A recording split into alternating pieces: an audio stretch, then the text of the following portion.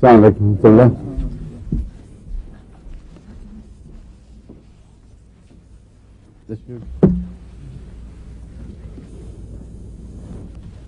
Doctor صاحب کو اپنے فلور دے دیا سب نے اپنی طرف نمائندگی میں ہے. اپنے سامنے مائکروفون جما کے بیٹھ گئے ہیں. کیا اچھا اچھا باقاعدہ لیکچر لے رہے تھے. ماشاء اللہ. حکم یہ مجھے کہ میں بیٹھوں اس کے تاکہ کوئی بات اگر کرنی ہو تو آ جائے وہاں. ہاں ٹھیک ہے. یہ اچھی بات ہے. میں اعتراض تو نہیں کر رہا. میں تو باقیوں کو بھی دنیا کو بتا رہا ہوں کیا ہو رہا ہے یہاں. ٹھیک ہے. السلام علیکم ورحمۃ اللہ وبرکاتہ. اب شروع کرتے ہیں. میں نے غالباً کالی کار پہ چھوڑا تھا.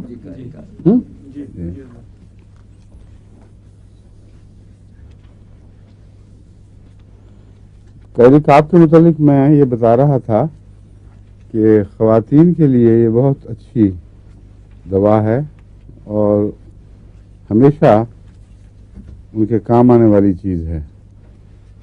خصوصاً بچے کی پیدائش کے بعد جو بھی کئی قسم کی الجھنیں پیدا ہو جاتی ہیں ان میں سب سے پہلے کالی کاپ کا دھیان ہونا چاہیے, خیال آنا چاہیے, کیونکہ کالی کاپ بالعموم بچے کی پیدائش سے تعلق رکھنے والی بعد میں پیدا ہونے والی الجھنوں کی بہت اچھی دوا ہے.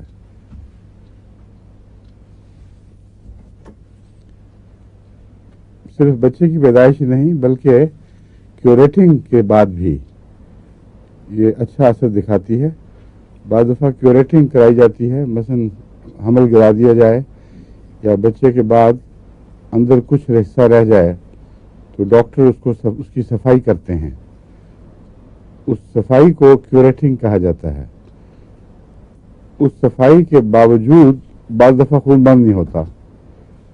حالانکہ خون نہ بند ہونے کی وجہ یہ سمجھی جاتی ہے کہ پلسنٹا کا کچھ حصہ اندر رہ گیا ہے یا اور کچھ ایسی چیز لوتھڑا اندر موجود ہے جس سے خون جاری ہے.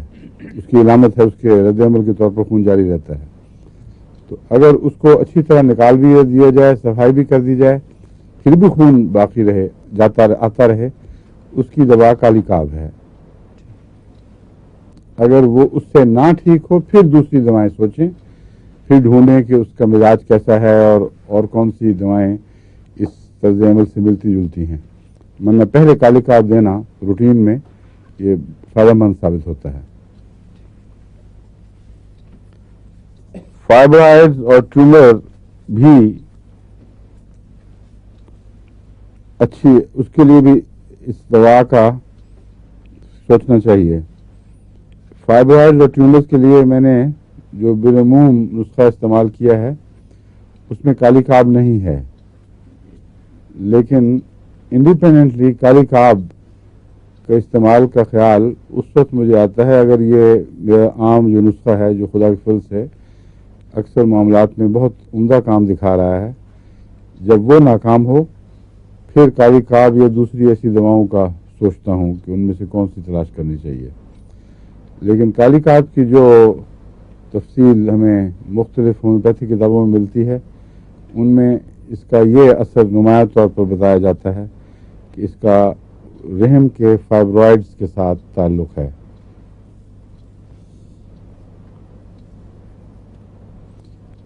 حمل کی الٹیاں بہت مشکل چیز ہے, بیماری ہے جو ٹھیک کرنے کے لحاظ سے, اور اس کے لیے جو تجربہ کار ہومیوپیتھ ہیں وہ کہتے ہیں کہ جب تک آپ اس کی کانسٹیٹیوشنل دوا نہیں ڈھونڈیں گے مریضہ کی, اس وقت تک عام متلی کی دوائیں کام نہیں کرتی, اور ایلوپیتھک میں بھی نہیں کرتی اور ہومیوپیتھک میں بھی نہیں کرتی. ایلوپیتھک میں بھی جو عام متلی کی دوائیں استعمال کراتے ہیں ان کے متعلق مجھے اکثر خواتین بتاتی ہیں کہ ہم بہت دوائیں کھا بیٹھی ہیں, کوئی کام نہیں کر رہی.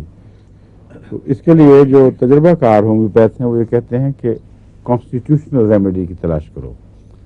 کانسٹیٹیوشنل ریمیڈی سے مراد ہے کہ متلی کی علامتیں وغیرہ سب بھول جاؤ اور مریضہ کے اپنا مزاج, اس کی بنیادی طبیعت اور دواؤں کے اعتبار سے جو مزاج بیان کیا جاتا ہے اس کی تلاش کرو.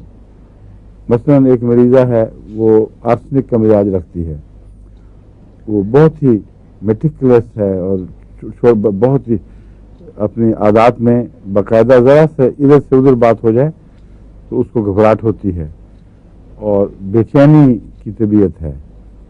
خوف، بے چینی، بے قراری مزاج کا حصہ ہیں اور نفاست پسند بھی ہے ساتھ بہت.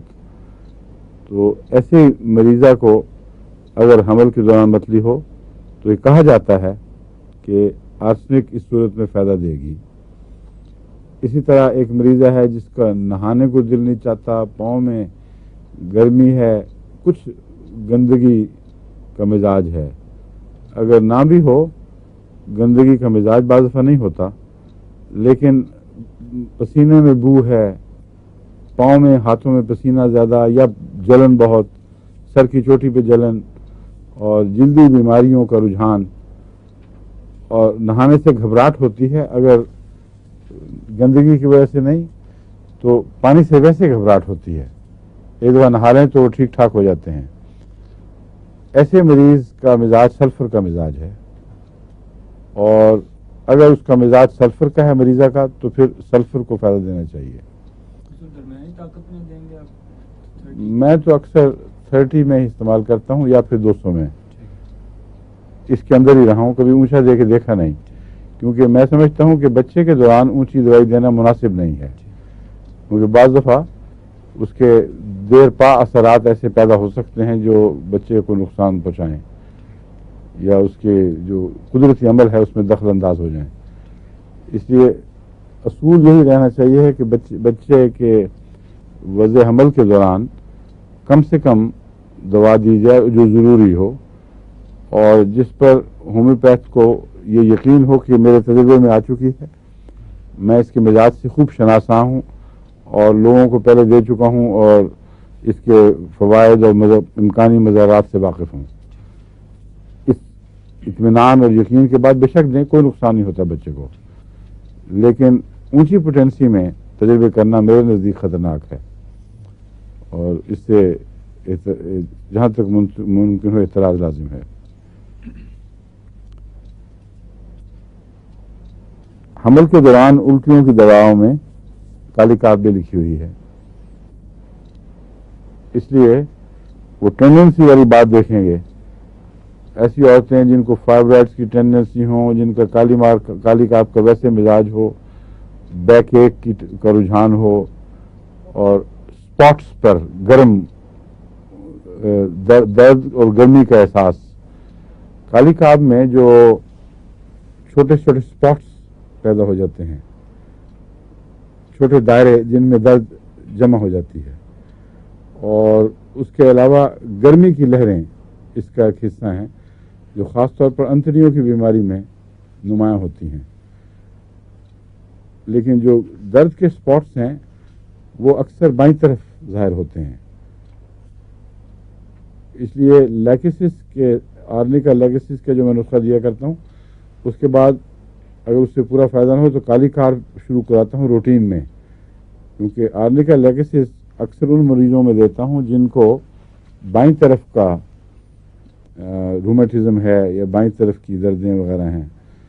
تو کالی کار میں بھی چونکہ بائیں طرف کا مزاج پایا جاتا ہے، خاص طور پر چھوٹے اسپاٹس میں دردوں میں، اس لیے کالی کاب اکثر میں روٹین میں دیتا ہوں، کیونکہ ان بیماریوں کا مزاج ایسا ہے وہ روٹین نہیں سمجھنی چاہیے، اصل میں طبی فالو اپ کے طور پر کالی کاب دینا چاہیے اور فائدہ دیتا ہے. اکثر خدا کے فضل سے جہاں آرنیکا لیکسس لیڈم کا نسخہ ٹھہر جائے وہاں کالی کار اس کو شفا کو آگے بڑھاتا ہے. حمل کی الٹیوں میں جو ہومیوپیتھ نے تجربے میں نمایاں دوائیں دیکھی ہیں، جن کے دائرے میں اگر تلاش کی جائے مزاج کی تو آسان ہے، ورنہ تو سینکڑوں دوائیں جو ہومیوپیتھک میں استعمال ہوتی ہیں، ہر دوا کے مزاج کی بحث بھی ملتی ہے. اب کہاں کہاں ایک متلی کی مریضہ کے مزاج کی تلاش کرتے پھریں گے. اس لیے بالعموم جن دواؤں میں شفا کا امکان ہے وہ ہومیوپیتھ جو ذکر کرتے ہیں وہ یہ ہیں سلفر، سیپیا، کالی کاب اور اوکیجنلی آرسنک. اوکیجنلی آرسنک اس لیے کہ آرسنک کا مزاج کم ملتا ہے لوگوں میں. اس کے متعلق میں آپ کو پہلے بتا چکا ہوں. اس کو کہتے ہیں gold headed can patient. Homeopath کتابوں انگریزی میں یہی لکھا ہوتا ہے. ایک زمانہ تھا جو کہ انگریزوں میں سنوبشنس نمایاں پائی جاتی تھی, تو ان میں سے جو زیادہ اپنے آپ کو لارڈلی سمجھتے تھے, گولڈ ہیڈڈ کین ہاتھ میں لیے ہوئے یوں چلتے تھے یا اس سے یوں کھیلتے رہتے تھے. تو یہ خاص قسم کے لوگ تھے جن کو اس زمانے میں بو کہا جاتا تھا. ہمارے ہاں تو بو کہتے ہیں تو بو کاٹا ہو جاتا ہے نا, الٹ ہے بالکل. وہاں BEA بو اور ایکس غالباً بعد میں آتا ہے پھر جمع کے طور پر. بو یا بوز, BEA ایکس BAU, ہاں BAU, BEAU, that's right, yes. BEAU, bow, and BEAUX is the plural. وہ جمع ہے بوز کی. تو بو لفظ جو ہے نا انگریزی میں, جس طرح بو ٹائی بھی ہوا کرتی ہے, بو یہاں بھی لگاتے ہیں, یہ بو بھی انہی لوگوں سے وابستہ چیز ہے. وہ بو پہن کر اور یہ کین ہاتھ میں پکڑ کر پھرنے والے نہایت فصیح لفظ ہے, جس کا اردو میں کیا پتہ نہیں ترجمہ ہوگا.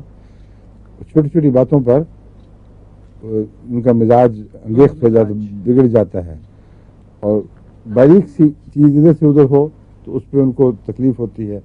کوئی غلط بات کسی کے دیکھیں تو فس کرتے ہیں اس کے اوپر, اس کو کہتے ہیں فسی. تو ایسے مریض کو آرسنک مریض کہا جاتا ہے. کیونکہ خواتین میں فسی تو مل جائیں گی مگر آرسنک کی باقی علامتیں کم ملتی ہیں, اس لیے اسی نسبت سے یہ حمل کی بیماری میں کم استعمال ہوگی. تو جب ہومیوپیتھی کہتے ہیں کہ اور نسبتاً کم آرسنک, تو بنیادی بات وہی ہے کہ تمہیں مزاج کی دوا تلاش کرنی چاہیے, اور مزاج کی دواؤں میں زیادہ تر سلفر کا مزاج ملے گا عورتوں میں, سیپیا اور کالی کاپ کا. یعنی بعض ہومیوپیتھ کا خلاف ہے, ضروری خیال ہے, ضروری نہیں درست ہو.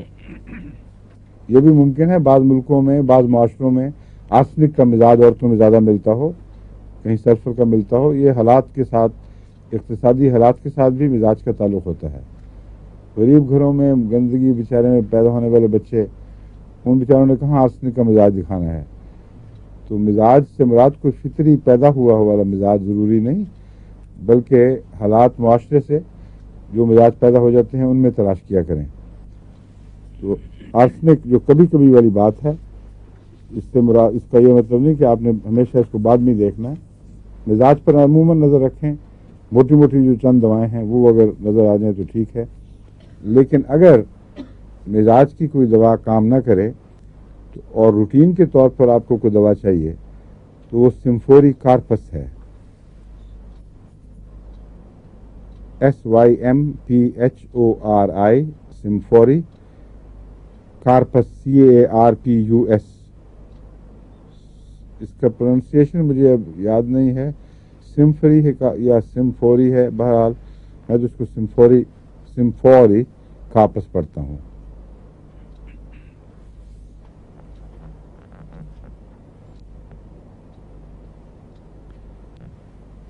وضع حمل میں جب لیبر ہو رہی ہو, اس وقت میں نے آپ کو بتایا تھا نا ایک اور دوا کے تعلق میں, کالی کارپ کیا کردار ادا کرتی ہے, کس طرح پہچانی جاتی ہے, کسی کو یاد ہے؟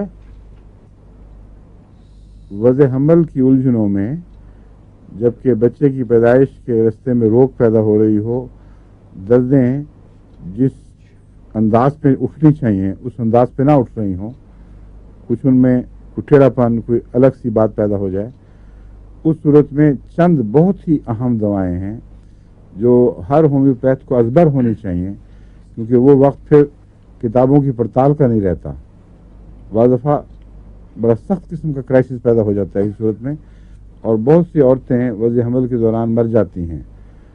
وہ اگر ہومیوپیتھک بس میں ہو کوئی دوا ایسی جو ان علامتوں سے تعلق رکھتی ہو, تو خدا کے فضل سے وہ اکیلی دوا بہت تیز اور فوری عمل دکھاتی ہے, بلکہ اعجازی نشان دکھاتی ہے. ایسی صورت کے لیے آپ کو چند دوائیں ضرور یاد ہونی چاہیے, چنانچہ میں نے اس سے پہلے ایک درس میں وہ دعائیں بتائی تھیں. کسی کو یاد ہیں؟ اور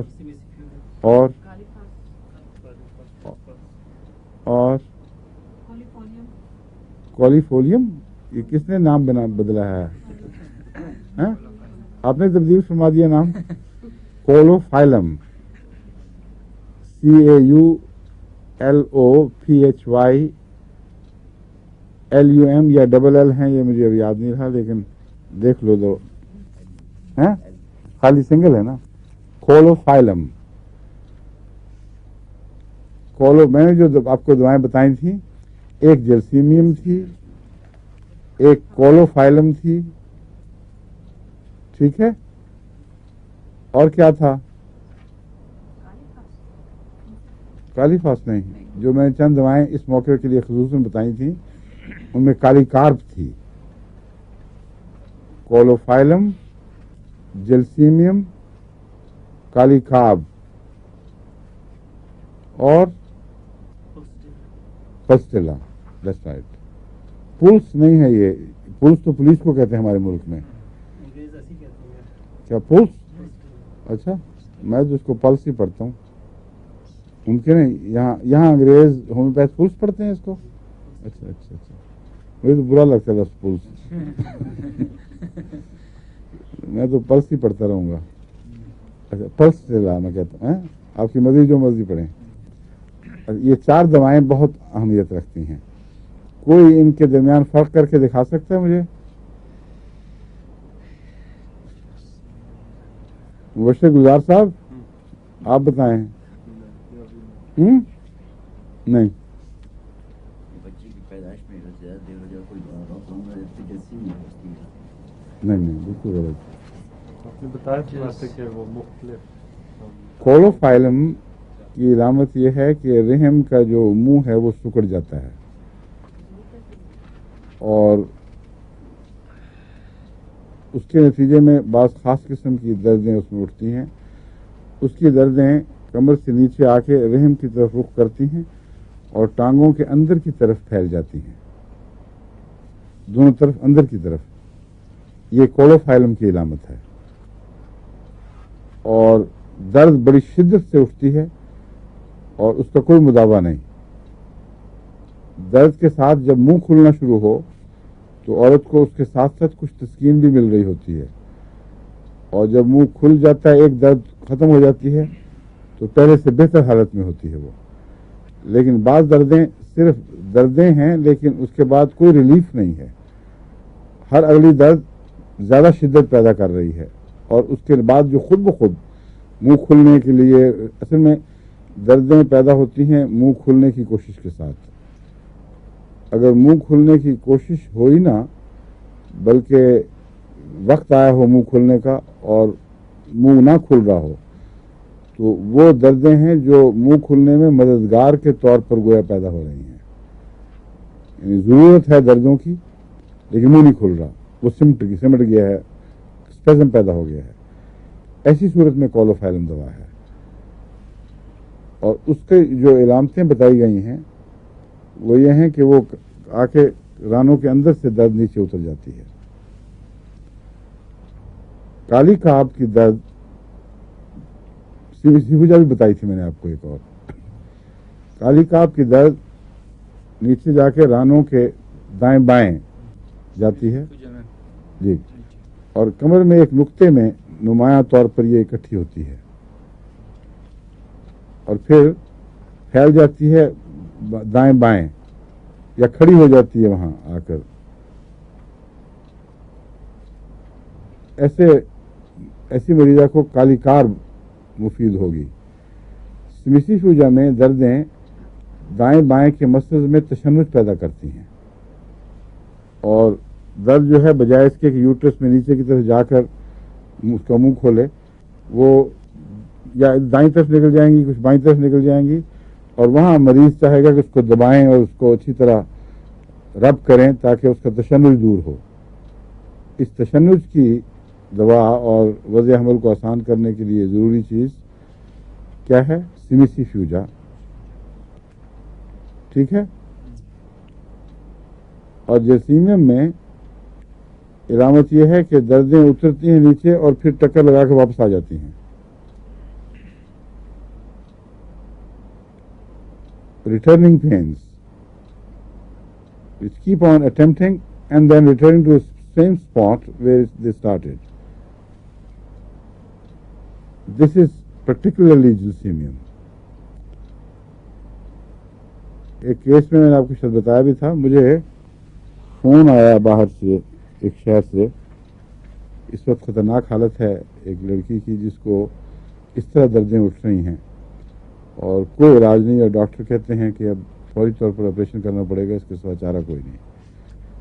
تو میں نے فون پہ ہی لکھوا دیا, وہاں مل رہی تھی دوا, کہ فوری طور پر اس کو جرسیمیم دیں 200 طاقت میں.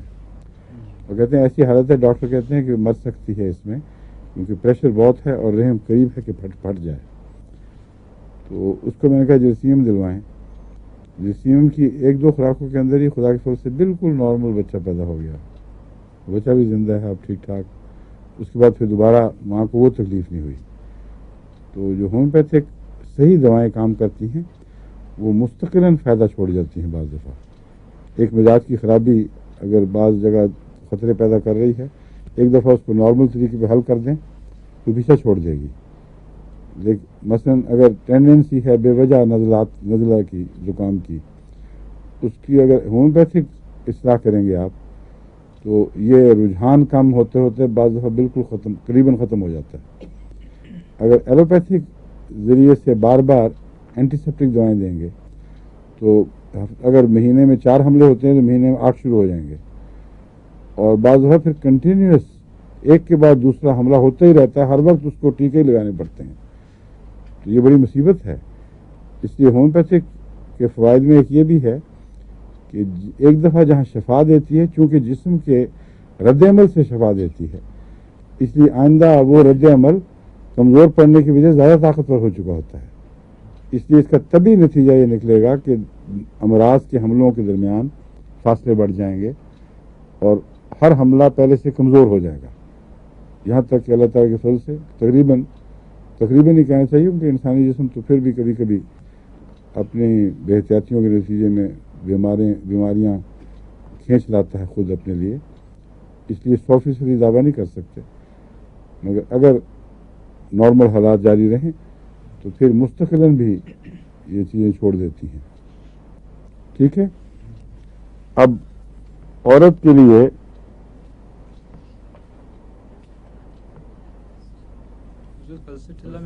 میں بتاتا ہوں سب کو, میں دیکھنے لگا ہوں میں کون سا پوائنٹ کوئی رہ تو نہیں گیا.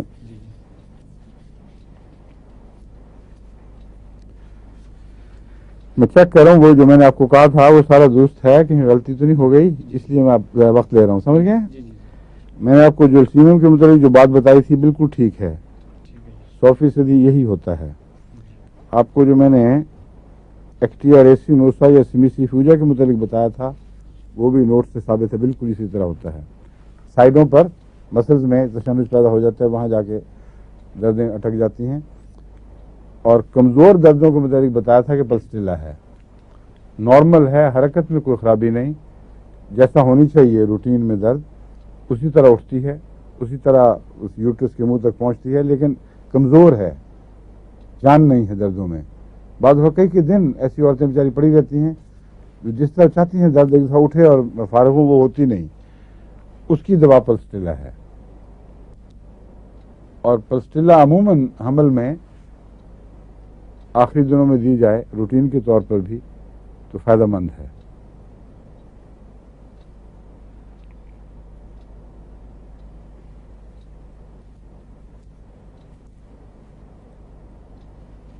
یہ جو کالی کاب ہے اس میں نے آپ کو کہا تھا نا کمر کی درد کی ایک یہ نمایاں دوا ہے کالی کاب, یاد ہے؟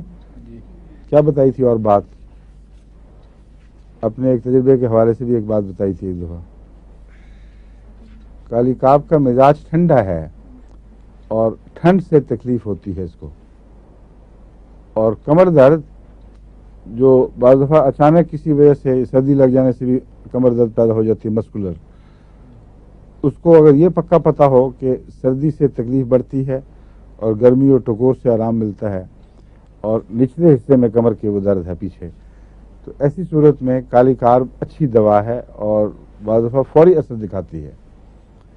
میں نے آپ کو پرانا اپنا ایک واقعہ بتایا تھا کہ میں سردیوں کی رات میں چونکہ اکثر لحاف اتار دیتا ہوں, پھینک دیتا ہوں, مجھے کمر میں درد محسوس ہوئی اچانک. پہلے ہم نارملی نہیں ہوا کرتی تھی اور خاص طور پر سردی بری لگ رہی تھی.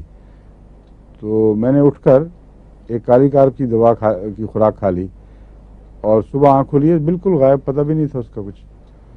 تو اس لیے جہاں یہ صحیح کام کرے وہاں عجیب طرح اعجازی نشان دکھاتی ہے. بیماری ہے اور پھر غائب, بالکل پتہ نہیں لگا کب ہوئی غائب. تو کالی کارب کمر کی ایسی دردوں میں جہاں سردی سے نقصان پہنچا ہو یا سردی سے مرض بڑھتا ہو اس میں بہت مفید ہے. سل کی دواؤں میں بھی کالی کارب کا نام نمایاں طور پر لیا جاتا ہے. سلی مزاج ہے. کالی کارب میں نے دیکھا ہے لنگز کے نچلے حصوں کا جو سل ہے اس کے ساتھ کالی کارب کا بہت گہرا تعلق ہے, بیس آف دا لنگز. اور وہاں اگر زخم بھی ہو چکے ہوں تو کالی کارب خدا کے فضل سے بہت اچھی دوا ہے, غیر معمولی طور پر شفا کا اثر رکھتی ہے. بیس آف دا لنگز میں جہاں سلی امراض بیٹھ گئی ہوں یا پرانے نظریں بیٹھ جائیں ان کے لیے اور کون سی دوائیں ہیں؟ آرسنک آیوڈائڈ,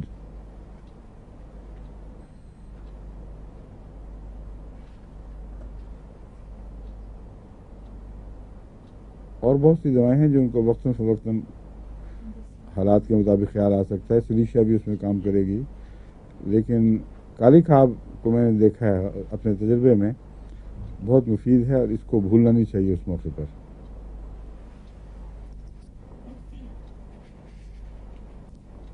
گاؤٹ کے متعلق میں نے آپ کو ایک وارننگ دی تھی, کسی کو یاد ہے؟ ہائی ڈوز نہیں دینی چاہیے. ہاں, ہائی ڈوز شروع میں نہیں دینی چاہیے. پہلے اس کو کاربوویج سے شروع کریں, احتیاط کا تقاضا یہ ہے. کاربوویج انسان کو کالی کارب قبول کرنے کے لیے آمادہ کر دیتا ہے اور کاربوویج کے کچھ دو چند خوراکیں دینے کے بعد جو سخت رد عمل پیدا ہوتا ہے کالی کارب کا وہ نہیں ہوتا, بلکہ اس میں نرمی آ جاتی ہے. پھر کالی کارب دیں اور 30 میں دیں, کچھ عرصہ دیں, کیونکہ فوری طور پر نہیں پتہ لگتا. یہ جو روماٹوائڈ ڈیزیز یا رومیٹک ڈیزیز یا روماٹزم جو مرضی نام لیں, گاؤٹ کو بھی میں اس میں داخل کرتا ہوں. اگرچہ گاؤٹ چھوٹے جوڑوں کے دردوں کے لیے استعمال ہوتا ہے. وجع المفاصل بھی شاید اردو میں اس کو کہتے ہیں. وجع پین درد کو کہتے ہیں نا, وجع المفاصل جوڑوں کا درد.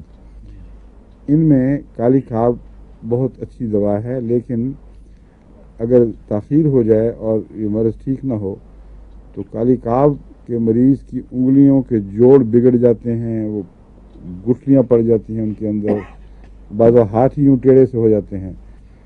بہت ہی خطرناک ظاہری نشان بگاڑ دکھائی دینے لگتے ہیں. ایسی صورت میں کالی کارب کے لیے اور بھی زیادہ احتیاط لازم ہے. اگر یہ ملتی جلتی دوا ہو اور مریض کی اکانومی میں, اس کے اندرونی نظام مدافعت میں اتنی جان نہ ہو کہ وہ اس بیماری کا مقابلہ کر سکے, تو کالی کارب کی اونچی طاقت آرڈر دے دے گی کہ تم نے ہر صورت اس کو ٹھیک کرنا ہے, اور جان ہے ہی کوئی نہیں, وہ اس کو لڑا کے مار دے گی, اور مریض کی جو ساری طاقتیں ہیں وہ حملہ آور ہو جائیں گی بیماری پر, کیونکہ آرڈر ٹھیک ہے, اور نتیجتاً طاقتور کمزور کو مارتا ہے. پھر بعض دفعہ انتہائی تکلیف دہ دردیں پیدا ہوتی ہیں جو دوسری دواؤں سے قابو بھی نہیں آتی. رد عمل ہوا ہے, لیکن ہومیوپیتھک رد عمل وہ ہے جو اچھا صحیح, جو جلدی خود بخود ختم ہو جائے اور دفاعی طاقتیں اس بیماری پر غالب آ جائیں. یہ ہے صحیح کانسیپٹ ہومیوپیتھک رد عمل کا. وہ ڈاکٹر جنہوں نے یہ پڑھا ہوا ہے کہ رد عمل ہو تو بہت اچھی بات ہوتی ہے, رد عمل کا مطلب ہے ٹھیک دوا لگ گئی, اب اس کا جسم اس کو سنبھال لے گا. وہ بعض دفعہ لوگوں کو تڑپا تڑپا کے مارتے ہیں. ہر رد عمل الحمدللہ اچھا ہو گیا رد عمل, اب بیٹھو تم آرام سے. مہینہ گزر گیا, 2 مہینے گزر گیا, رد عمل کا وقت ہٹنے کا نام ہی نہیں لیتا, اور وہ ہومیوپیتھ الحمدللہ ہی پڑھی جاتا ہے. الحمدللہ تو اچھی چیز ہے, لیکن غلط معنوں میں پڑتا ہے. جو پیغام الحمدللہ پڑھ کے دے رہا ہے وہ غلط پیغام ہے. اصل میں رد عمل کو ٹھیک ہونے میں یا دوائیں ٹھیک کرنے میں زیادہ وقت نہیں لگا کرتا. میرا تجربہ ہے 24 گھنٹے یا 2-3 دن بس, اس کے اندر اگر رد عمل خود بخود سبسائڈ نہ کر جائے اور مریض کو پہلے سے بہتر حالت میں نہ چھوڑ جائے تو آپ نے غلط دوا دی ہے یا غلط طاقت میں دوا دی ہے. اور کالی کاب جو میں نے بتایا ہے یہ پھر پیچھے ہی نہیں چھوڑتی. اسی طرح سلیشیا کا خطرناک رد عمل بھی بعض دفعہ زندگی بھر کا روگ بن جاتا ہے. لائکوپوڈیم کا غلط رد عمل بھی عمر بھر مریض کو چمٹ جاتا ہے. اس لیے ایسی دوائیں جہاں رد عمل غلط لمبا عرصہ تک نقصان پہنچائے وہاں عقل کا تقاضا ہے کہ تھوڑی طاقت میں دوائیاں دیں, ہلکی طاقت میں استعمال کریں. اگر فائدہ دے رہی ہے تو آہستہ آہستہ بڑھائیں. اپنی چلاکی دکھانے کے لیے مریض کی جان نہ لیں. سمجھیں؟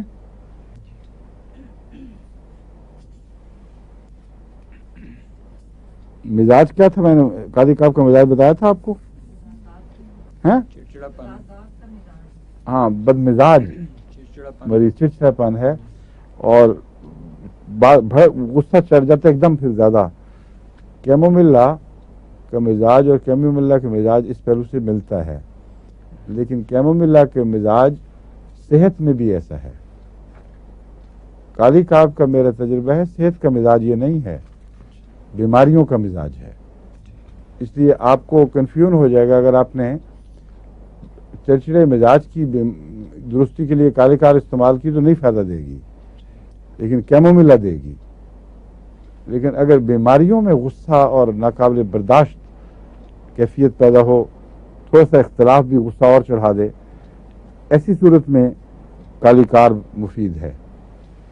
بس اس کا مزاج بیماریوں سے تعلق رکھنے والا غصے کا مزاج ہے. جھگڑالو, اکیلے پن کا خوف, توہمات کا شکار, گرمی سردی کی زودھسی, یہ ساری علامتیں جو آپ ہومیوپیتھی کتابوں میں پڑھتے ہیں وہاں لکھا نہیں ہوا. اس لیے جو ابتدائی طالب علم ہیں ان کو دھوکہ لگ جاتا ہے, اور کئی پھر مستقل یہی خیال رکھتے ہیں.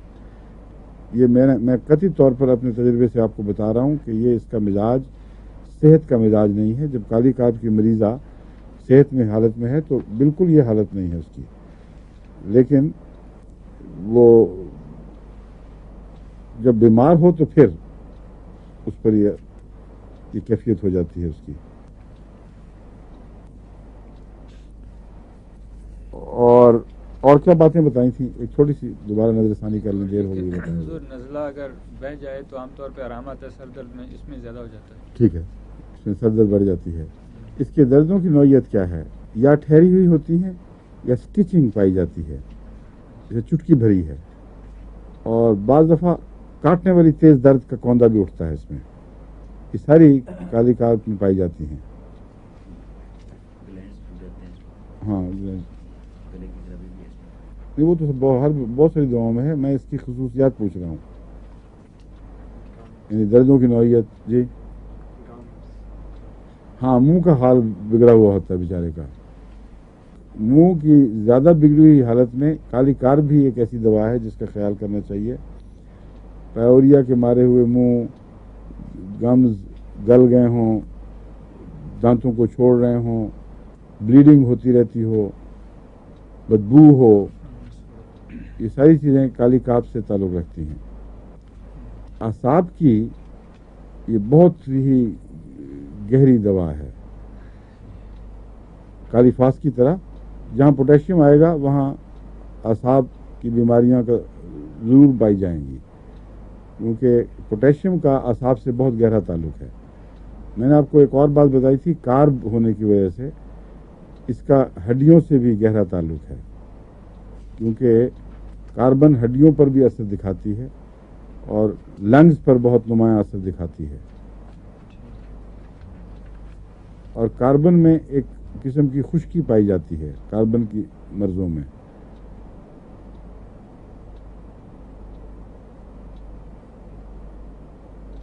بس پوٹیشیم کاربونیٹ اس لحاظ سے تیز مزاج ہے. حالانکہ کاربو ویج بھی کاربن کی دوا ہے لیکن وہ نرم ہے. میں نے فرق یہ بتایا تھا کہ کاربو ویج زندگی سے پیدا شدہ دوا ہے. وہ زندگی کا جز بنی ہوئی. زندگی میں جس طرح بھی جس شکل میں بھی کاربن پائی جاتی ہے وہ اس سے کاربو ویج بنتی ہے. لیکن اس لیے ویجیٹیبل کاربن کہتے ہیں اس کو. لیکن ڈیڈ ایلیمنٹس میں جو کاربن پائی جاتی ہے اس سے پوٹیشیم کاربونیٹ ایک کمپاؤنڈ ہے, کاربونک کمپاؤنڈ, سمجھے ہیں. اس میں کچھ تیزی ہے. اور عام طور پر ایلیمنٹس میں باقی جو زندگی سے بنی ہوئی دوائیں ہیں ان کے مقابل پر خشکی اور تیزی کا رجحان پایا جاتا ہے. اس کو عموماً سمجھ سکتے ہیں آپ, لیکن ابھی ہر دوا کے مطابق میں ڈیفائن نہیں کر سکتا. اس کیلی کار میں تو مجھے پتا ہے کہ یہ کاربن ہونے کے باوجود کاربوویج سے قدر مشترک رکھتی ہے, لیکن کاربوویج میں نرمی ہے اور اس میں زیادہ تیزی اور سختی پائی جاتی ہے.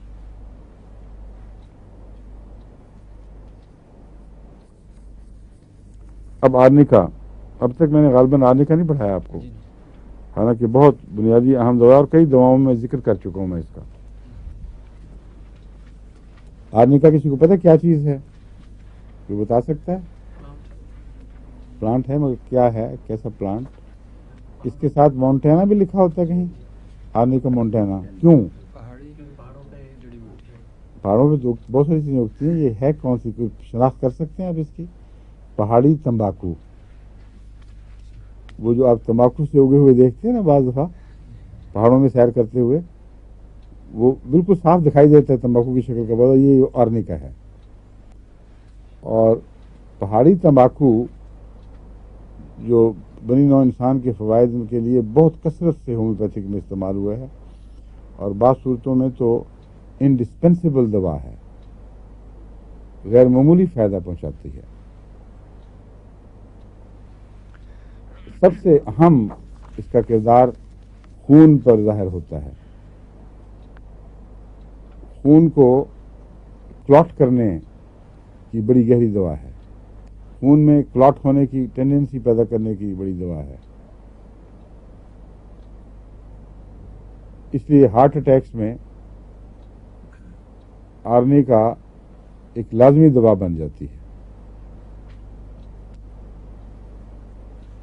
ہیپرین کیا اثر دکھاتی ہے آپ کی ایلوپیتھی میں؟ وہ تو اس کو گاڑھا ہونے سے بچاتی ہے. ہاں, تو اینٹی ہیپرین کس چیز کو کہتے ہیں؟ اینٹی ہیپرین تو کلاٹنگ فیکٹرز جو ہیں وہی کریں گے, لیکن اس کی کوئی وہ نہیں ہے کہ کلاٹ بنانے کی نہیں ہے ایسی دوا. وہی میں کہہ رہا ہوں, جی. آپ کے یہاں تو کوئی چیز نہیں ہے. یہ آرنیکا ہوگی. نہیں, میں آپ کو یہ بتا رہا ہوں کہ یہ فرق اس لیے بتا رہا ہوں کہ آپ کے یہاں لفظ ہیپرین سے جو دماغ میں تصور ہے اور جس طرح آپ اس کو استعمال کرتے ہیں, آپ کی اصطلاحوں کا تو مجھے علم نہیں, لیکن یہ مجھے علم پتہ ہے کہ آپ کیا سوچتے ہیں اس وقت. آپ ایسی دوائیں دیتے ہیں جو خون کو پگھلا دیتی ہیں, یعنی پتلا کر دیتی ہیں, اور ان میں خون میں جمنے کا مادہ کم ہو جاتا ہے. اینٹی کویگولنٹ. نہیں, ہیپرس کے لحاظ سے اینٹی کویگولنٹ ہے جی, تو اس کو کویگولیشن, اس کا دوائی کا نام ہیپرین ہے. جی. ٹھیک ہے, ہیپرین وہ دوا ہے جو اینٹی کویگولنٹ ہے, اور آرنیکا بھی وہ دوا ہے جو اینٹی کویگولنٹ ہے. لیکن ان دونوں میں بہت فرق ہے. یہ خون کو پتلا نہیں کرتی. آرنیکا خون کو پتلا نہیں کرتی. آرنیکا جتنی دفعہ مرضی آپ کھلائیں پتلے خون کی بلیڈنگ نہیں شروع ہو جائے گی. لیکن اگر ہیپرین آپ بے احتیاطی سے دے دیں تو وہ خون کو پتلا کر دیتی ہے اور خطرناک بلیڈنگ ہو سکتی ہے. اس لیے آپریشن کے وقت بڑی مشکل پڑ جاتی ہے. ایسے مریض کو اگر مثلا ایسپرین بھی آپ دیتے رہے ہوں تو ایسپرین کا بھی ایک اینٹی کویگولنٹ ایفیکٹ ہے, اور اگر ڈاکٹر کو نہ بتایا جائے کہ ایسپرین کھا رہا ہے مریض اور وہ آپریشن کر دے تو بعض دفعہ ہیمریج سے مریض مر جاتا ہے. آرنیکا میں ایک فائدہ ہے جو ہیپرین میں نہیں ہے کہ یہ کلاٹ کو تو پگھلاتی ہے لیکن خون کو پتلا نہیں کرتی اور اس میں وقت ضرور جمنے کی صلاحیت کو ختم نہیں کرتی. اس لیے چوٹوں کے نتیجے میں جسم نیلا پیلا ہو گیا ہو اور جگہ جگہ چھوٹے چھوٹے کلاٹس بن گئے ہوں یا اور کسی وجہ سے کہیں کلاٹس بن گئے ہوں، وہاں آپ بغیر کسی خطرے کے خوف کے، بغیر کسی خوف کے، ضرر کے خوف کے آرنیکا کو استعمال کر سکتے ہیں. اس لیے جب بھی کسی کو اٹیک ہو آرنیکا اس کو میں دلواتا ہوں، دل کا حملہ ہو تو اس کو آرنیکا دلواتا ہوں، لیکن لیکسس کے ساتھ، الگ الگ نہیں. لیکسس سانپ کے کانٹے کی دوا ہے اور ایسا سانپ جس کا خون پر اثر ہو اور دل کے اوپر حملہ کرتا ہو لیکن خون کے ذریعے، اس سانس میں اس سانپ کے کانٹے کے لیے لیکسس دوا ہے. کیونکہ لیکسس وہ سانپ، اس سانپ کا نام ہے جس کا کانٹا خون کو منجمد کرتا، اس میں کلاٹنگ پیدا کرتا اور اس کے نتیجے میں دل پر حملہ آور ہوتا ہے. لیکن بعض ایسے سانپ ہیں جو اعصاب کے راستے سے دل پر حملہ آور ہوتے ہیں اور خون پر بد اثر نہیں ڈالتے. ان میں چوٹی کا سانپ ناجا ہے اور اس کے دل پر اثرات اور طرح سے مترتب ہوتے ہیں اور آرنیکا کے اور طرح سے ہوتے ہیں لیکسس کے. مگر لیکسس اور لیکسس سے ملتے جلتے سانپ بوتھراپس وغیرہ وہ ایسے سانپ ہیں جن کا کلاٹنگ سے تعلق ہے اور آرنیکا بھی کلاٹنگ سے تعلق رکھتا ہے. اس لیے اگر ایسی ملتی جلتی دواؤں کو ایک دوسرے کے بعد استعمال کریں تو خطرہ ہوتا ہے کہ وہ ایک دوسرے کو اینٹیڈوٹ کریں یا ایک دوسرے کے مخالفانہ رو چلا دیں. لیکسس نے کوئی اکیلی دیں گے آپ تو وہ اینٹی کلاٹنگ ایفیکٹ دکھائے گی، اس کے بعد آرنیکا دے دیں گے تو وہ بھی اینٹی کلاٹنگ ایفیکٹ دکھائے گی. لیکن جو رجحان لیکسس نے پیدا کر دیا ہے، خطرہ ہے کہ اس کے برعکس رجحان یہ پیدا کر دے.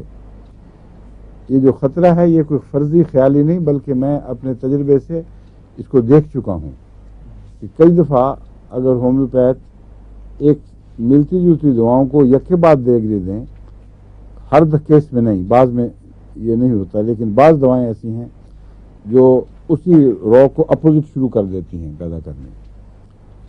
اور سب سے زیادہ یہ چیز ٹائیفائڈ کے حملے کے دوران دکھائی دیتی ہے. ایک دوا جو آپ نے چن لی ہے اگر اس میں مکس کرنا کچھ کر دیں، لیکن اگر وہ فائدہ نہ دے رہی ہو اور آپ سمجھیں یعنی یہ آہستہ فائدہ دے رہی ہو، آپ سمجھیں کہ کسی اور دوا کی ضرورت ہے تو وہ اس رجحان کو ہی اینٹیڈوٹ کر دیتی ہے. مخالف رو ایسی چلاتی ہے کہ ٹائیفائڈ کے مریض کو پھر کوئی بھی پیغام صحیح نہیں ملتا، کچھ ادھر سے چل رہا ہے کچھ ادھر سے چل رہا ہے اور آپس میں ٹکرا رہے ہیں رجحانات، تو ایسا مریض پھر ہاتھ سے نکل جاتا ہے.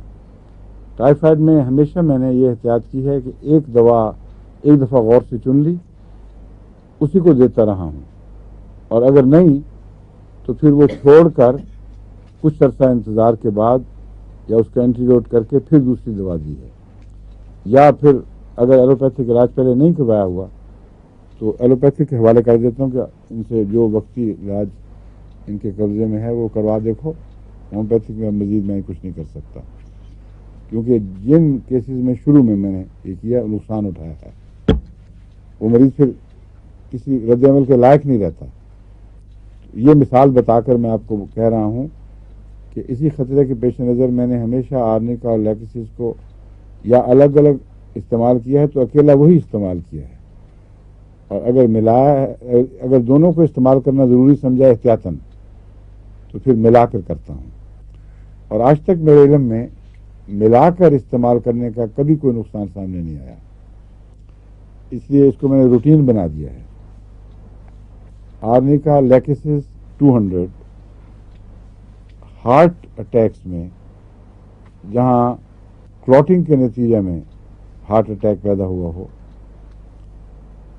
یا اس کے بعد اس کے بد اثرات پیدا ہو چکے ہوں، جس طرح وہ جسم کا مسلز کا ایک حصہ مر جاتا ہے اور پھر ہمیشہ وہ اس پہ الیکٹروکارڈیوگرام میں وہ اتنا ٹکڑا مرا ہوا دکھائی دیتا ہے، اس کے لیے بھی یہ مفید ہے کسی حد تک. جہاں تک اعصاب میں دوبارہ زندگی پیدا کرنے کا تعلق ہے، یہ کوشش کرتی ہے. تو آرنیکا بہت ہی اہم دوا ہے. چوٹیں ہوں یا ویسے کلاٹنگ کے اثرات دکھائی دیں، اور آرنیکا کو خواتین کی تکلیفوں میں بھی بہت اہم مقام ہے، کیونکہ لیبر کے ساتھ اس کا بہت تعلق ہے. لیبر کے وقت جو غیر معمولی زور لگتا ہے، اس میں پریشر کے وقت خون کے دباؤ کی وجہ سے مسلز کے خلیے زخمی ہو جاتے ہیں اور کئی پھٹ جاتے ہیں. اس لیے وہاں پھر مستقل بعض دفعہ دردیں ٹھہر جاتی ہیں. آرنیکا اگر شروع میں دیں تو یہ اس کا پریونٹیو ہے، اور اگر وہ خون کے خلیے پھٹ رہے ہیں تو کلاٹنگ نہیں ہونے دے گی. اس لیے مستقلاً یہ فائدہ مند ثابت ہوتی ہے. تو وضع حمل سے شروع میں نہ کہ اس سے پہلے جب بچہ پیدا ہونا متوقع ہو، تو جیسے میں پرسٹلا کا میں نے آپ کو کہا تھا وہ فائدہ مند ہے. میرے نزدیک آرنیکا 200 کی چند خوراکیں دینی پہلے ضروری ہیں، ان معنوں میں کہ کئی قسم کے نقصانات سے یہ آپ کو بچا لیتی ہے خدا کے فضل کے ساتھ، اور انفیکشن کی دوا ہے. آرنیکا اینٹی انفیکشس بھی ہے، جبکہ ہیپرین نہیں ہے. ہیپرین کا ان باتوں میں تضاد پیدا ہو جاتا ہے، ڈاکٹروں کے لیے مشکل پیدا ہو جاتی ہے کہ ہیپرین دے رہے ہیں تو اب دوسری دوا کیا دیں، اس طرح بعض چیزوں کو توڑنے کے لیے. کسی قسم کی جسم میں انفیکشن ہو، خون میں انفیکشن ہو، اور خاص طور پر کویگولنٹ بلڈ جب ڈیٹیریٹ کرتا ہے تو اس سے انفیکشن جو پیدا ہوتی ہے، اس کی اصل دوا آرنیکا ہے، اور وہ انفیکشن ہونے ہی نہیں دیتی. اس لیے سیپٹیسیمیا ریلیٹڈ ٹو لیبر اور ابارشن اور چائلڈ برتھ، یہ سارا سسٹم جو ہے ریلیٹڈ سسٹم، اس میں ہر ایک میں آرنیکا مفید ہے. Puerperal fevers after the childbirth, بچے کی پیدائش کے بعد جو پرسوتی بخار ہوتے ہیں، ان میں نے کیا دوائیں بتائیں تھیں؟ پائروجینم اور سلفر 200 مکس ٹوگیدر.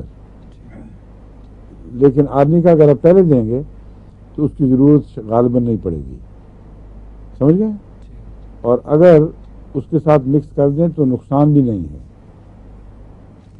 لیکن میں نے ان کو دونوں کو بغیر آرنیکا کے زیادہ عمدہ اور زیادہ واضح کام کرتے دیکھا ہے.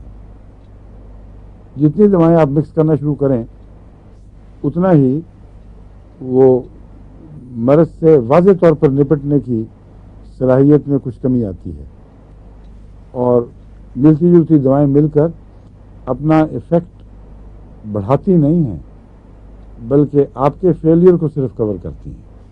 اس بات کو خوب ہومیوپیتھ کو سمجھ لینا چاہیے. جو لوگ چھٹا مارتے ہیں وہ یہ فائدہ نہیں دیتا کہ سارے مل کر سارے ایفیکٹ کو بڑھا دیں گے. جو اثرات ہیں ان میں غیر معمولی برکت پیدا ہو جائے گی، غیر معمولی شدت پیدا ہو جائے گی، بلکہ اثرات کی قربانی دینی پڑتی ہے ان کو اپنی ناکامی کو پر پردہ ڈالنے کے لیے، یا اپنے وقت کی کمی سے مجبور ہو کر. جب وہ یہ وقت جو یہ کام کر نہیں سکتے کہ ہر مریض کے لیے اس کی خصوصی دوا کو تلاش کریں، تو پھر چھٹا استعمال کیا جاتا ہے. ملتی جلتی بہت سی، شاید یہ دوا فائدہ ہے، شاید وہ دوا، شاید یہ دوا، 5-10 دواؤں کو ملا کر چھٹا مار دیا. اب جو بلٹ کا سنگل بلٹ کا ایفیکٹ ہے وہ چھروں کا ایفیکٹ نہیں ہے. جب چھٹا مارتے ہیں تو ہر دوا بعض آپس میں ایک دوسرے کو اینٹیڈوٹ بھی کر رہی ہے ملتی جلتی ہونے کی وجہ سے. اس لیے یا تو عمومی اثر کم کر دیتی ہے، یا ایک نیا اثر پیدا کر دیتی ہے جس کو ریزلٹنٹ افیکٹ کہتے ہیں، اور جس غرض کے لیے آپ نے استعمال کی تھی بین ہی وہ نتیجہ ہاتھ میں نہیں آتا، لیکن بالعموم یہ ہے کہ کچھ نہ کچھ مرض سنبھل جاتی ہے، کچھ نہ کچھ فائدہ دکھائی دیتا ہے. تو یہ دس از ناٹ رائٹ ہومیوپیتھی. اصل ہومیوپیتھی جو ہے باوجود اس کے کہ میں بھی چھٹا استعمال کرتا ہوں، لیکن بڑے لمبے تجربے کے بعد چند دواؤں کے آپس میں ملانے کا میں نے جب اثر دیکھا کہ کوئی نقصان نہیں ہے بلکہ فائدہ ہے، اور محض وقت کی مجبوری سے میں کمبینیشن دیتا ہوں، اور بعض کمبینیشن ایسے دیتا ہوں جن میں تجربے کے بعد پتہ چل گیا ہے کہ وہ ایک دوسرے کے مددگار ہیں اور اثر کو کم نہیں کرتے. تو وہ کسی ایسی دلیل کی بنا پر نہیں جو میں آپ کو بیان کر کے سمجھا سکوں کہ آپ بھی وہی کریں، سوائے اس کے کہ یہ بتاؤں کہ لمبے تجربے میں باریک نظر سے دیکھ کر جن دواؤں کے کمبینیشن کو میں نے مفید دیکھا ہے ان کو اپنا لیا ہے، اور جہاں روزمرہ کی فوری پیدا ہونے والی بیماریاں ہیں ان میں چھٹا ماننے کی کوشش کی گئی ہے. اور چھٹے میں جو فوائد ہیں وہ یہ ہیں کہ اب اسہال ہیں عام بیماری، اس میں آپ ہر مریض کی کہاں کہاں تفتیش کرتے پھریں گے. پیچش ہے، پیٹ میں کولک ہے، جب کسی مریض نے کہا کولک تو کولک کا میں نے چھٹا بنایا ہوا سلیم کو میں کہتا ہوں پیر صاحب کو کہ جو کولک بھیج دو. اور کولک کے متعلق ہمارے وقف جدید کے معلمین جن کے ذریعے میں نے تمام پاکستان میں تجربے کیے وہ اکثر بہت اچھی رپورٹیں کرتے تھے کہ آپ کا جو کولک کا نسخہ ہے عین آدھی رات کو ایک بچہ آیا اس کے پیٹ میں درد تھی وہ خدا کے فضل سے ٹھیک ہو گیا. لیکن اپنے کولک کے متعلق ہی نسخے کولک کے متعلق میں نے جو تحقیق کی ہے وہ یہ کہ بعض دفعہ وہ کولک فائدہ نہیں دے رہا لیکن اس کا ایک جز اکیلا فائدہ دے جاتا ہے. اس لیے ان سب دواؤں کو رد کر دینا اس خیال سے کہ جب پانچوں نے مل کر فائدہ نہیں دیا تو ان میں موجود ایک دوا کیسے فائدہ دے گی، یہ غلط ہے اور غلط ثابت ہو چکا ہے. اس لیے پھر ان میں سے کسی ایک کی تلاش جس کا مزاج واضح ہو اس کو رد نہیں کیا جا سکتا، اس کوشش کو چھوڑنا نہیں ہے. اور اگر ان میں سے کسی ایک کے ساتھ مزاج نہ ملے تو پھر دوسری جگہ تلاش کریں. میرے کولک کے نسخے میں نقص کا ہے. میں نے بعض مریضوں کو کولک دیا اور فائدہ نہیں ہوا، پھر میں نے انہی کو نقص کی ایک خوراک دی اور حیرت انگیز فائدہ ہوا. جن پر نقص نے اجتماعی شکل میں اثر نہیں دکھایا تھا، اس نے اکیلے ہو کر اثر دکھایا. اسی طرح میکفاس کا میرا تجربہ ہے، کولوسنتھ کا تجربہ ہے، بیلاڈونا کا تجربہ ہے. یہ کولک میں استعمال ہونے والی دوائیں ہیں لیکن مزاج الگ الگ ہیں. بیلاڈونا کا کیا مزاج ہے؟ گرمی سے تشنج بڑھتا ہے. اور میکفاس کا کیا مزاج ہے؟ سردی سے تشنج بڑھتا ہے. ٹھیک ہے. کیوپرم کا کیا مزاج ہے؟ گرمی سے تشنج بڑھتا ہے. نقص میں بیلاڈونا بھی موجود ہے اور کیوپرم کے ایلیمنٹس بھی موجود ہیں. اس لیے اصولاً تو اس کو گرمی سے بڑھنے والے امراض میں استعمال ہونا چاہیے، مگر یہ بہت ہی کمپلیکس کمپاؤنڈ ہے. اس میں اتنی مختلف ادویہ انفرادی طور پر شامل ہیں کہ اس کا جو عمومی اثر ہے وہ بعض دفعہ گرمی والی بیماریوں میں بھی فائدہ دے جاتا ہے، سردی میں بھی فائدہ دے جاتا ہے. یعنی کولک کے خلاف نقص کا فی ذاتے ہی ایک ایسی دوا بن گئی ہے جو گرمی والے مریضوں میں بھی کام دے گی اور سردی والے مریضوں میں بھی کام دے سکتی ہے. سمجھ گئے ہیں؟ اور کولوسنتھ وہ دوا ہے جس کا گرمی سردی کے تعلق میں کوئی بیان نہیں ملتا. کولوسنتھ بعض حرکتوں سے پہچانی جاتی ہے. اگر ایک مریض درد کے وقت یوں دورہ ہو اور دورہ ہو کے پیٹ کو پکڑے، اس سے فوری طور پر کولوسنتھ کی تصویر سامنے آتی ہے. اور اگر پیچھے کی طرف اکڑے تو اس کا ڈائسکوریا سے تعلق ہے. DIASCOREA, ڈایاسکوریا. ٹھیک ہے.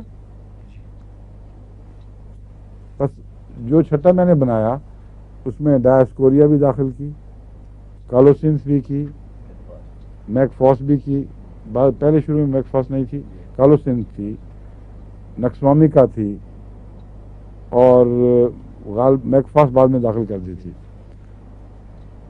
یہ دوائیں تھیں. اور بھی کوئی ہے اس میں؟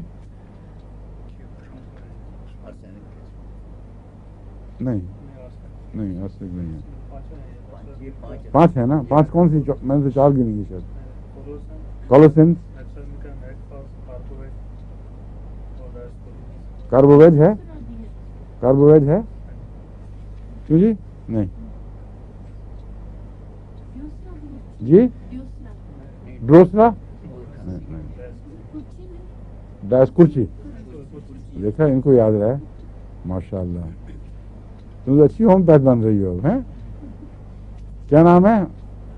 عارفہ. عارفہ امتیاز. ٹھیک ہے. کرچی تھی. اب تمہیں سلیم صاحب نے اور پیر صاحب نے ہزاروں لوگوں کو بھیجا ہے یہ نسخہ. سوچ کر نہیں بھیجا, اس کے باوجود نہیں, مگر ان کا قصور نہیں. میں نے جس نے نسخہ بنایا ہے مجھے بھی بھول گیا تھا, مگر غلط نہیں نام لے رہا تھا میں. جب تک اس نے کرچی نہیں کہا مجھے یاد نہیں آیا. میں نے کہا کہ یہ ہو, یہ ہے, یہ وہ ہے. اس لیے یہی 5 کا نسخہ ہے. ان 5 میں جو انفرادی مزاج ہیں وہ میں ضمناً آپ کو بتا دوں, کیونکہ بعض دفعہ میں نے کہا نا کہ بعض دفعہ کٹھے نسخے بھی بتا دیا کروں گا اصل دواؤں سے ہٹ کر, تاکہ روزمرہ کام آنے والی دواؤں میں جو چھٹے والی دوائیں ہیں وہ آپ کے ذہن میں رہیں کہ کس طرح فائدہ دیتی ہیں. اگر اور کچھ نہ ہو, وقت اچانک پیدا ہوا ہے مرض, اس میں یہ نسخہ جو ہے بالعموم فائدہ دے جاتا ہے. کالوسن آگے جھکنے والے حصے کو بھی کور کر جاتی ہے, اور اگر یہ نہ ضرورت ہو تو محض میٹھا رہتی ہے. اپوزٹ جو ان کے اندر باتیں پائی جاتی ہیں, پیچھے ہٹنا اور آگے ہونا, یہ اکٹھا خطرناک نہیں ہے, کیونکہ اگر اکٹھا دیں تو ایک دوسرے کو کینسل نہیں کرتی, بلکہ وہ دوا عمل دکھائے گی جس کی علامتیں پائی جائیں گی, باقی خاموش بیٹھی رہتی ہے. اس لیے اتنی کمپلیکیٹڈ چیز ہے کہ ہر تجربے, ہر دوا کے متعلق آپ کا اپنا تجربہ ہے جو آپ کو بتائے گا کہ واقعتاً یہ کیا اثر دکھاتی ہے. بظاہر انسان سوچ سکتا ہے کہ اس نے دوسرے کو کینسل کر دیا, لیکن جو ملتی جلتی ہیں وہ بعض دفعہ زیادہ خطرناک ہوتی ہیں اکٹھی, وہ زیادہ کینسل کرنے کی صلاحیت رکھتی ہیں بجائے اس کی اپوزٹ کے. مگر بعض دفعہ اپوزٹ بھی نقصان پہنچاتی ہیں. اس لیے میں آپ کو یہ تاکید کرتا ہوں کہ جب استعمال کریں تو احتیاط سے, غور سے استعمال کریں, ان کے فائدے اور نقصان کو پیش نظر رکھیں. ٹھیک ہے. تو کالوسنس آگے جھکنے والی دوا ہے, گرمی سردی سے تعلق نہیں. ڈایاسکوریا پیچھے ہٹنے والی. کرچی کا پیچش سے بہت تعلق ہے, اس لیے پیچش کے جراثیم جہاں اثر انداز ہو رہے ہوں وہاں کرچی فائدہ دیتی ہے. نکسوامی کا سردی اور گرمی دونوں میں اپنی ذات میں اکیلی تشنج کے خلاف کام کرنے والی چوٹی کی دوا ہے, اور معدے اور انتڑیوں کی نالیوں سے نکسوامی کا ویسے گہرا تعلق رکھتی ہے. اور میکفاس سردی سے بڑھنے والے تشنج کے لیے ہے. آ گئی ہیں سب دوائیں؟ سلیم صاحب رہ گئی ہے کوئی؟ آ گئی سب, آپ بھی گئی اور وقت بھی ختم ہو گیا. باقی کل انشاءاللہ. ٹھیک ہے. خدا حافظ. السلام علیکم و رحمۃ اللہ.